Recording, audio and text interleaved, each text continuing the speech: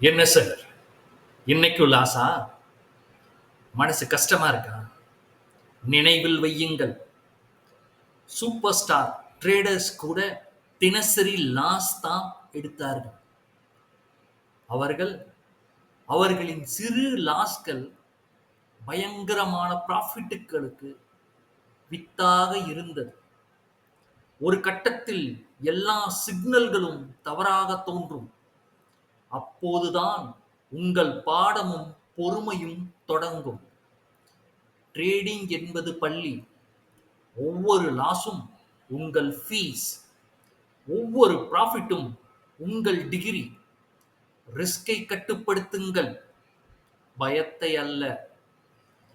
Trade like a scientist, dream like a millionaire.